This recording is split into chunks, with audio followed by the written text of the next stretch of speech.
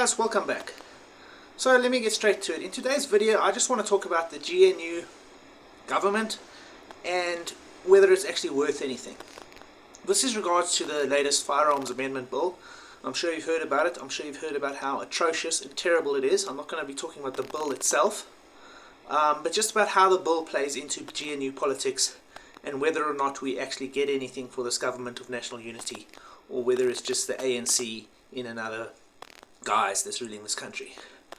So the Firearms Amendment Bill seeks to disarm citizens, and it's quite blatant about this. Doesn't even try and pretend to be about criminals or reducing crime. It's just about a state's monopoly of force. The bureaucrats are worried that they're losing power and that private security and private citizens may be able to defend themselves against state tyranny, expropriation, something like that. So now they want to disarm the citizens to make it easier for them to control us.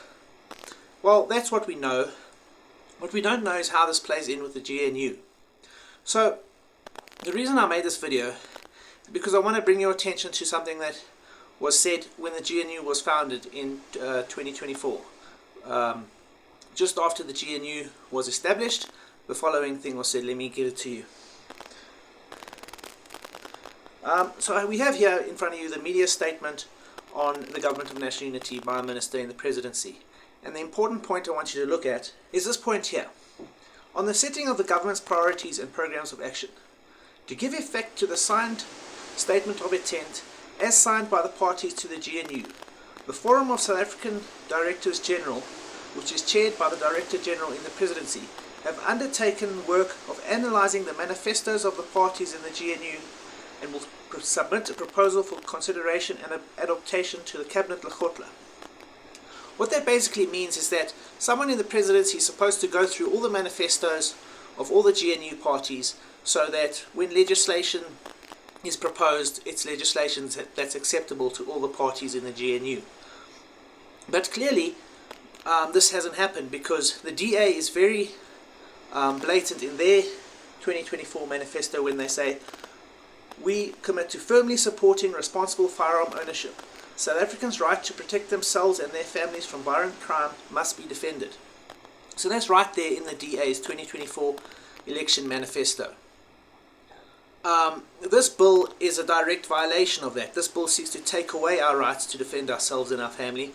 It seeks to penalize private firearm owners, and it's basically a vindictive bill against legal firearm owners, and a slap in the face to the DA. If the DA is forced to go along with this bill, if their cabinet ministers are expected to sign off on this bill in order for it to be published and gazetted in Parliament, then that is a slap in the face to the DA and to the GNU statement of intent. Because how can you expect a party to vote directly against their own manifesto? So they promise their voters this, and then when they're in the GNU, they're expected to do the exact opposite. They're expected to take away South Africans' right to self-defense and abandon their right to self-defense.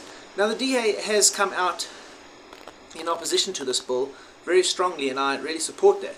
But that's not the point. The point I'm making is, how can the GNU exist if there can be no concessions from the ANC and no thoughts about how the other parties and the other partners are going to react to legislation that directly affects them and their voters, and is a slap in the face to both of them? So my question is the GNU good for anything?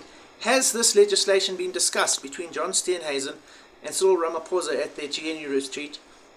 And if so, John Steenhuisen should have demanded that it be withdrawn immediately in exchange for some concessions to the ANC. But this is a fundamental issue of the DA and of South Africa and of our safety.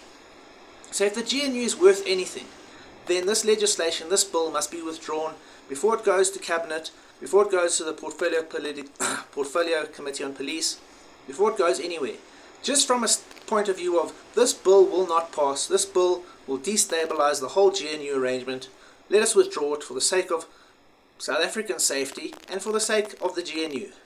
If that doesn't happen, then I really don't think this Government of National Unity is anything more than an ANC government with in sheep's clothing. Basically, they're wearing the DA as sheep's clothing while they're still the same ravenous wolf that wants to take everything from us.